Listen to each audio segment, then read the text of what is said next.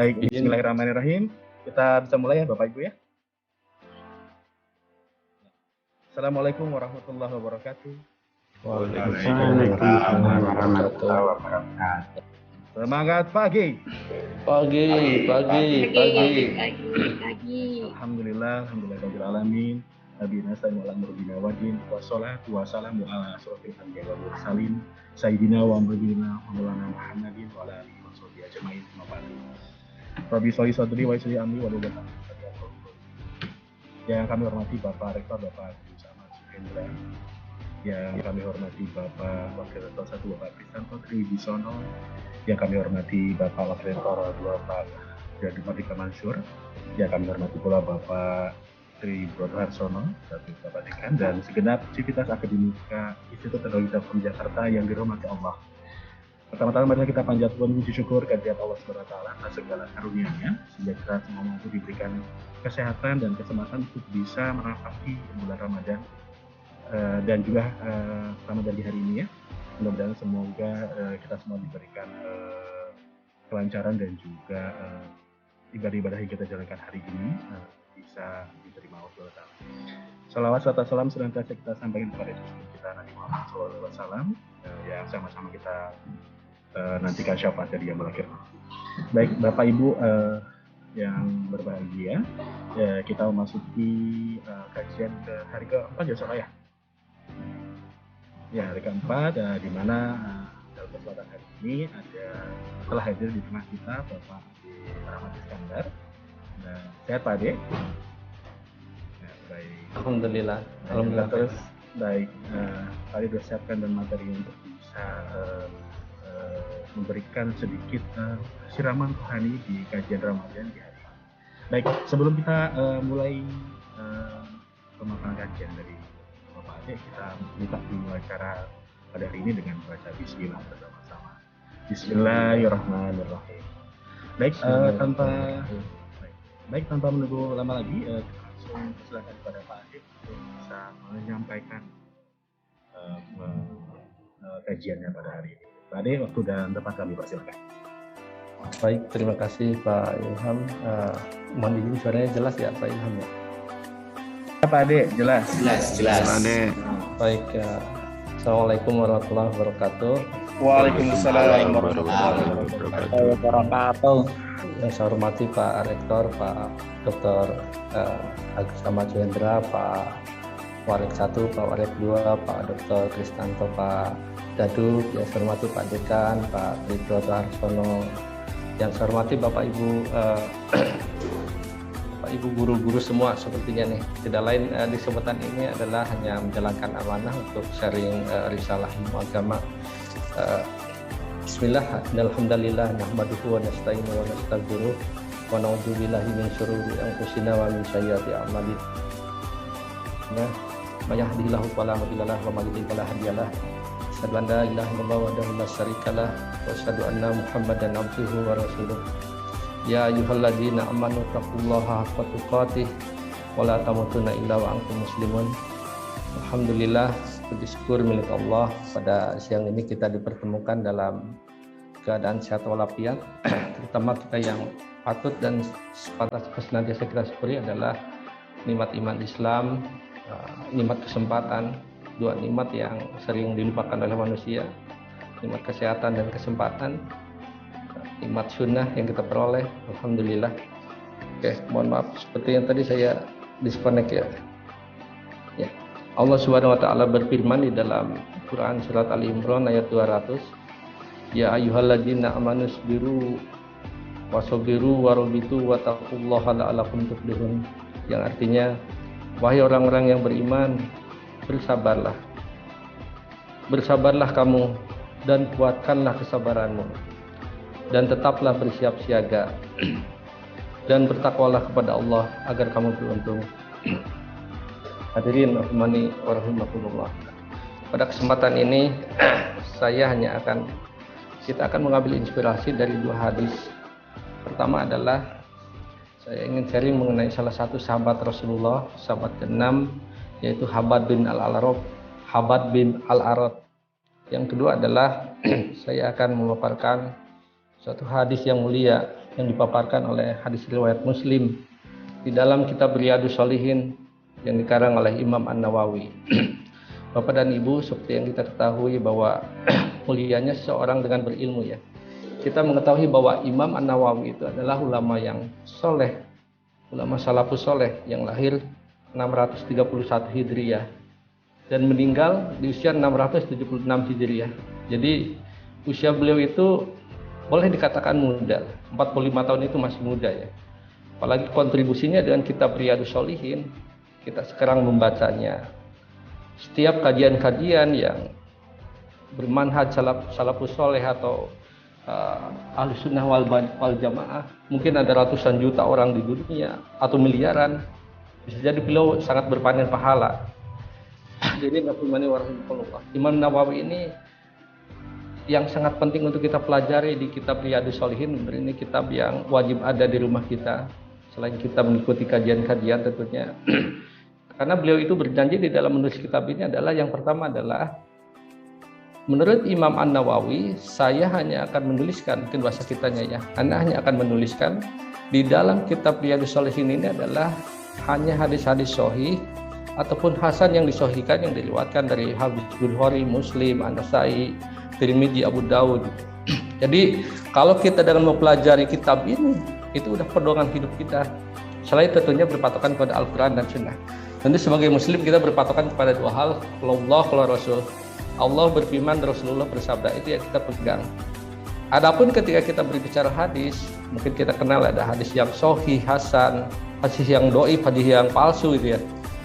Yang lebih utama kita implementasikan tentu kedua hadis itu, sahih dan hasan ya.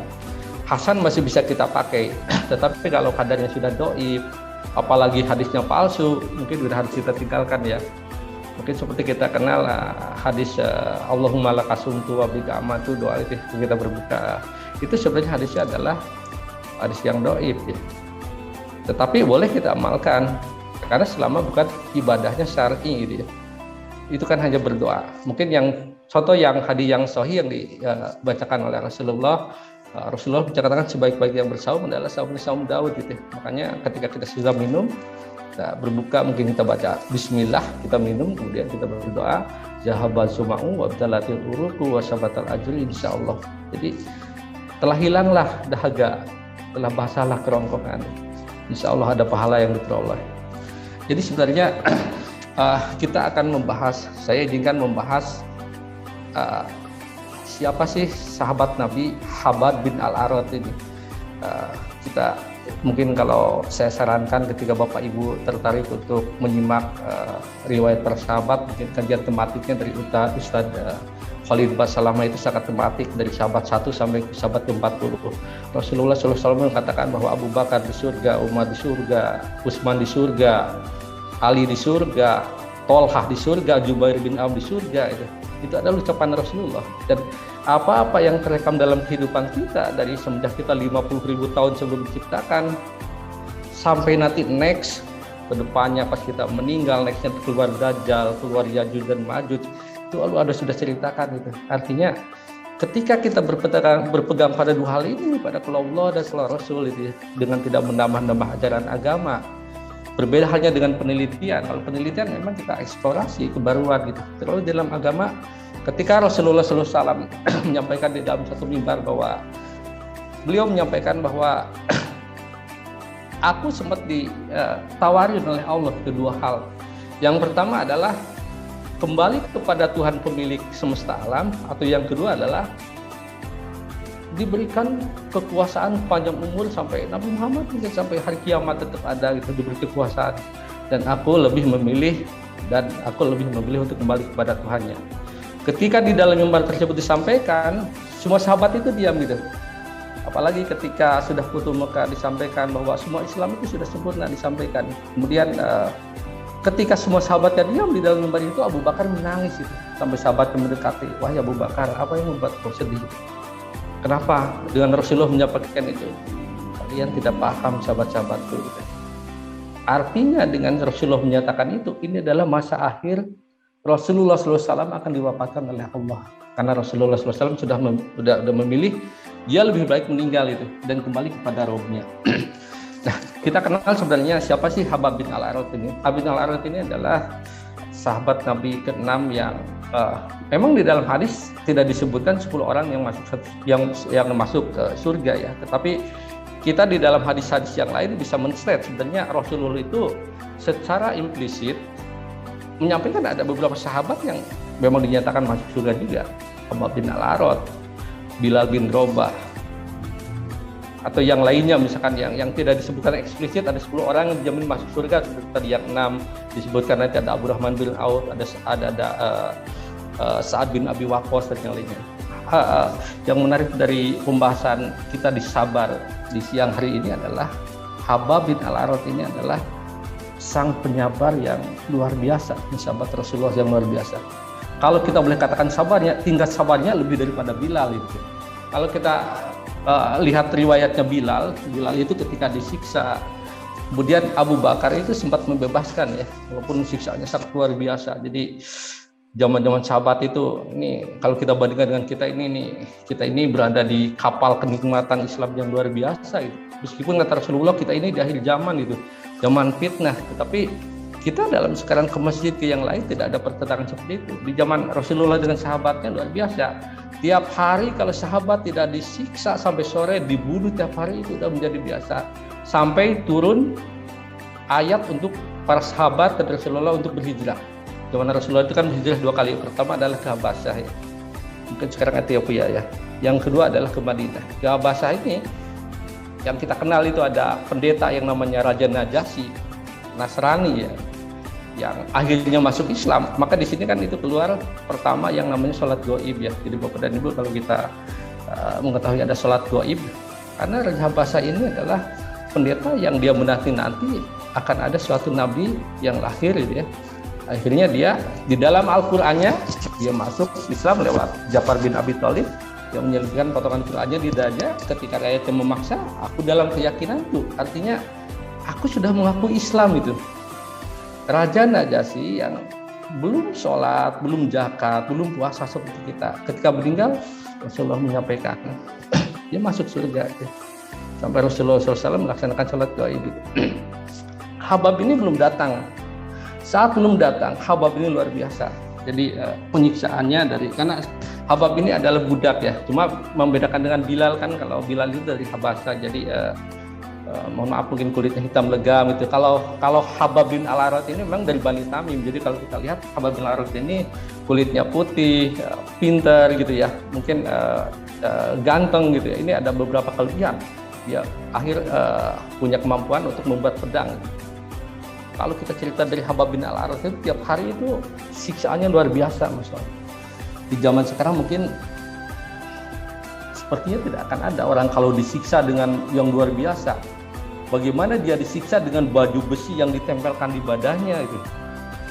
Bagaimana bara besi itu sampai api itu mati sendiri akibat air yang keluar dari tubuhnya. Tapi dia berkukuh bahwa ketika dia sudah berhijrah dengan agama Islam, saya akan berpegang dengan agama Islam itu. Hadirin rahimani wa rahimakumullah. Ini adalah hadis yang Rasulullah SAW sampaikan di dalam hadis riwayat Muslim di bab sabar. Dan Ibu kalau kita baca di kitab Riyadhus Shalihin di bab sabar itu hadis ke-30, hadisnya yang sangat panjang. Izinkan saya membacanya dalam artinya karena sangat-sangat panjang ya. Jadi diriwayatkan dari Suhaib radhiyallahu anhu bahwa Rasulullah SAW bersabda, dahulu ada raja sebelum kalian.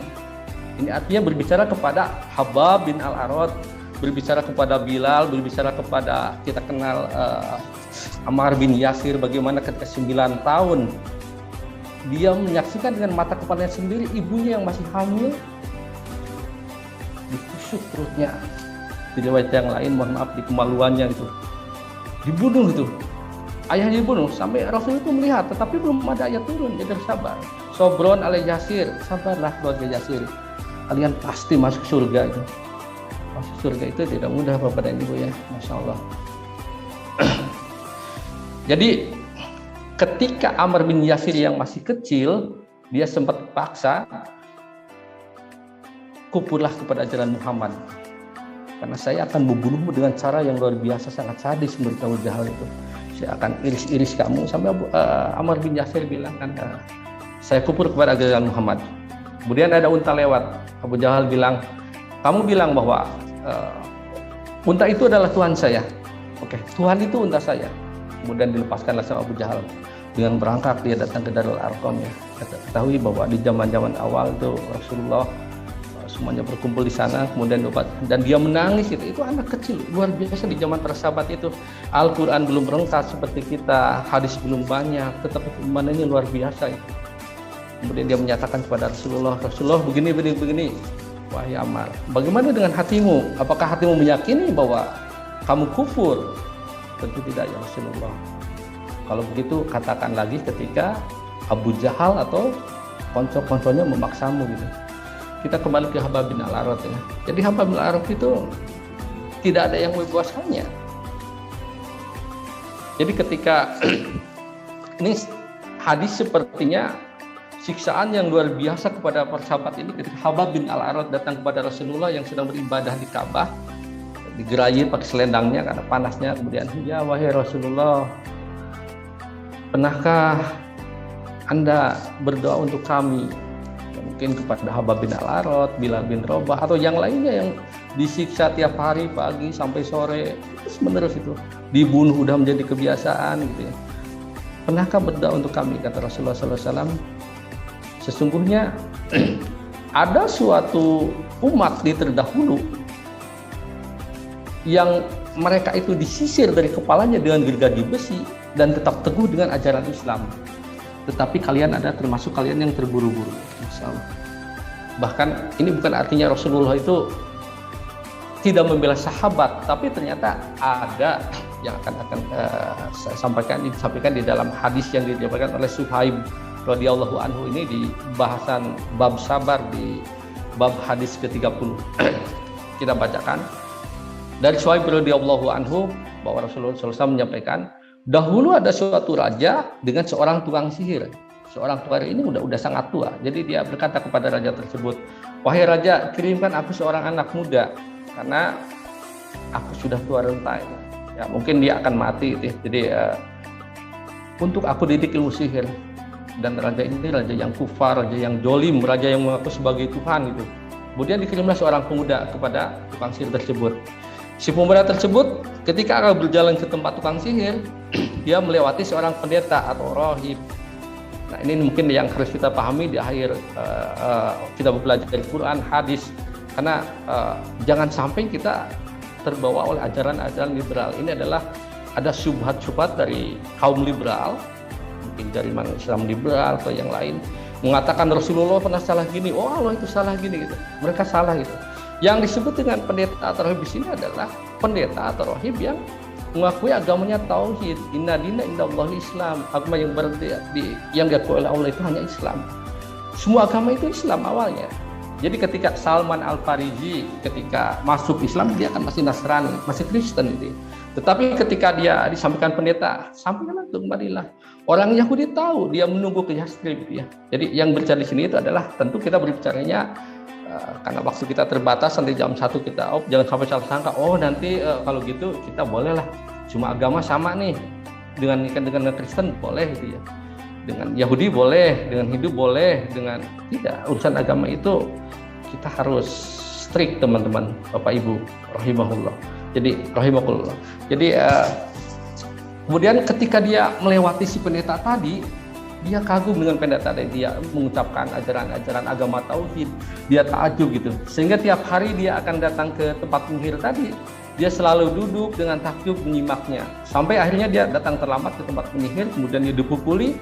Sudah dipukuli, di hadisnya diceritakan dia sampaikan kepada pendeta tersebut, kepada rohib tersebut, begini, kemudian pendeta tersebut menyampaikan, wahai anakku, katakanlah kepada penyihir tersebut bahwa orang rumah menahanmu, keluargamu menahanmu, sehingga membuatmu terlambat. Dan begitu pun sebaliknya, kamu katakan sama orang rumah bahwa penyihir tadi menahanmu, sehingga kamu datang ke rumah. Suatu hari dalam perjalanan, si pemuda tadi itu sedang berjalan, dia mendapati di jalan itu ada seekor binatang melata yang sangat besar. Tidak disebutkan di dalam hadis ini apa. Jadi kalau kita berbicara hadis riwayat Bukhari, Muslim itu muttafaq alaih. Jadi udah kita percaya saja pada ini. Ini adalah patokannya akhirat kalau Allah keluar Rasul itu. Kecuali kalau tadi riwayat hadisnya misalkan doib, apalagi lemah, nah itu yang harus kita hindari. Nah, tidak disebutkan. Akhirnya dia bergumam ini. Ya Allah, saat ini saatnya Engkau menunjukkan apakah Engkau lebih mencintai rohib pendeta tadi, ataukah Engkau menunjukkan penyihir itu yang benar. Kemudian dia ambil batu, dia lempar. Ya Allah, matikanlah binatang ini. Sekiranya Engkau mencintai kepada pendeta tersebut. Artinya ajaran pendeta itu benar. Dia lemparkan dan binatang itu mati. Sehingga orang-orang tadi ya takut berjalan, akhirnya bisa melewati lagi. Kemudian dia mendatangi pendeta tadi. Dia ceritakan itu. Kemudian kata pendeta tadi, wahai anakku, sini engkau ada lebih utama dariku, dan hanya aku yang mengetahui tentang ini. Ketahuilah bahwa kamu akan mendapati ujian, dan jangan sebut namaku ketika ujian tersebut datang kepadamu. Selanjutnya, pemuda tersebut dengan izin Allah dapat menyembuhkan orang buta, menyembuhkan penyakit lepra, menyembuhkan suatu penyakit, dan tersebarlah informasi tersebut ke kerajaan tersebut dan didengar oleh salah satu karib teman raja yang jolim tadi. Jadi si karib teman raja ini buta, maka dia datang, namanya mungkin teman raja ya, teman raja kalau zaman sekarang mungkin menteri atau apa gitu ya, pasti kaya gitu, dia bawa hadiah yang banyak, kemudian mendatangi pemuda tadi, kemudian dia bilang, wahai anak muda, semua hadiah ini untukmu jika kau bisa menyembuhkan mataku. Artinya membuat mataku jadi bisa melihat lagi. Kemudian pemuda tadi menjawab, sesungguhnya aku tidak dapat menyembuhkan, yang menyembuhkan itu hanya Allah. Jika engkau beriman kepada Allah, maka aku akan berdoa kepada Allah untuk menyembuhkan matamu. Kemudian si karib raja tersebut, dia beriman kepada Allah, pemuda tersebut berdoa, dan matanya pun dapat melihat kembali. Kemudian dia mendatangi raja seperti biasa, dia duduk dengan raja, kemudian raja juga melihatnya, siapa yang menyembuhkan matamu?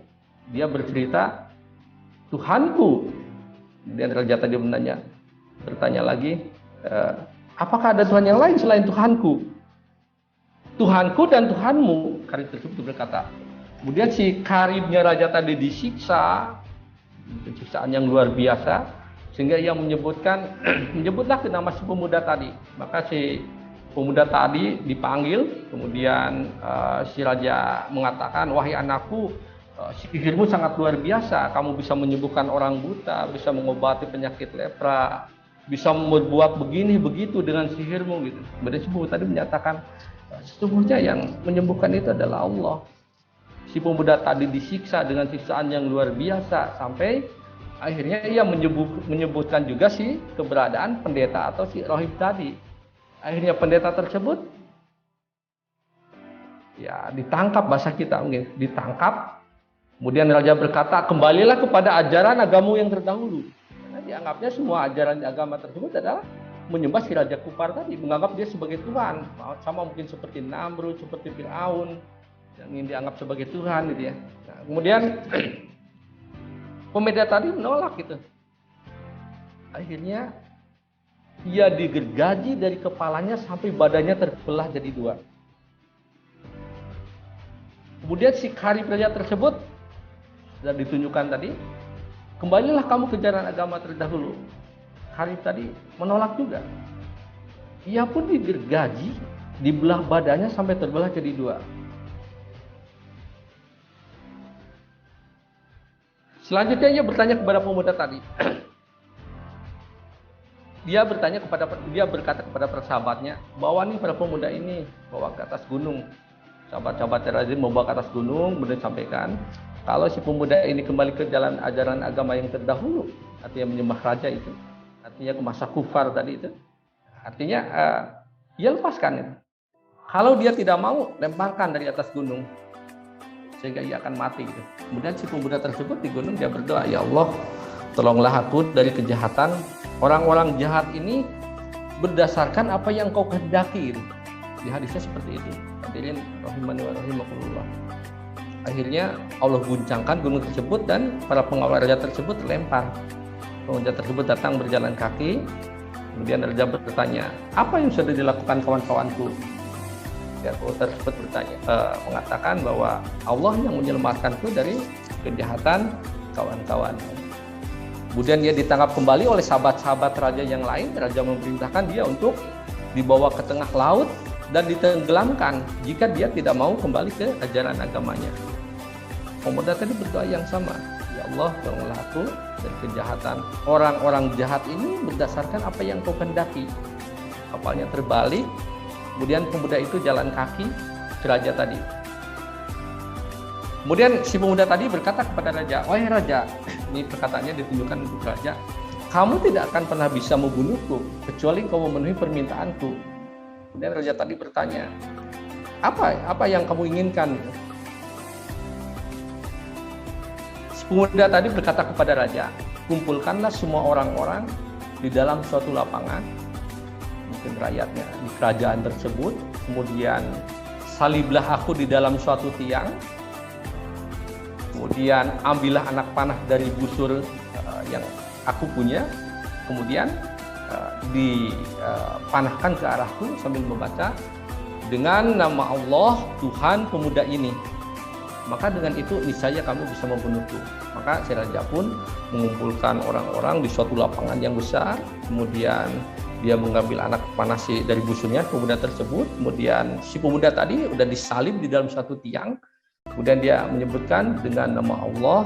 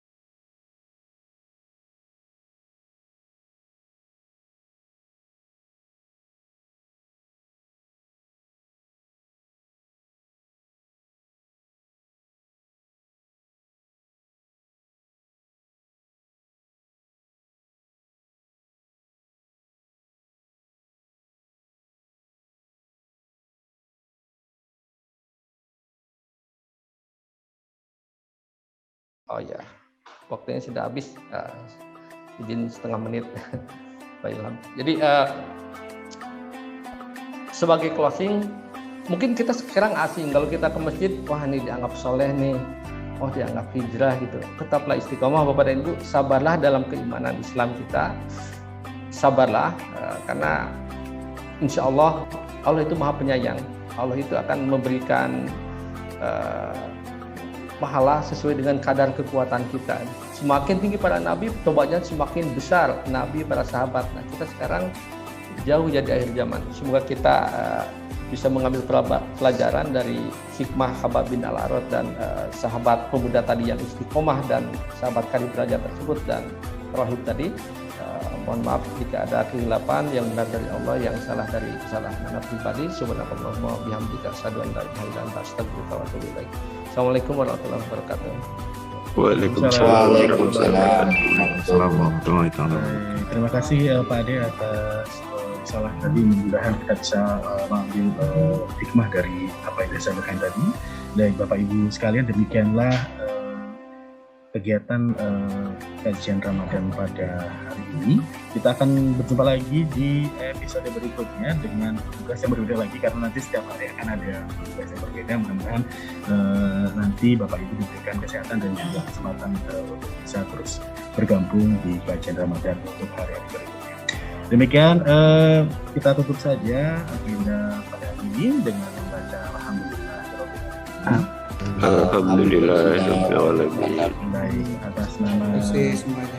Ya, kita akhiri. Wabillahi taufiq wal hidayah. Wassalamualaikum warahmatullahi wabarakatuh. Waalaikumsalam warahmatullahi wabarakatuh. Terima kasih Pak Ade. Terima kasih Pak Ade. Assalamualaikum warahmatullahi wabarakatuh.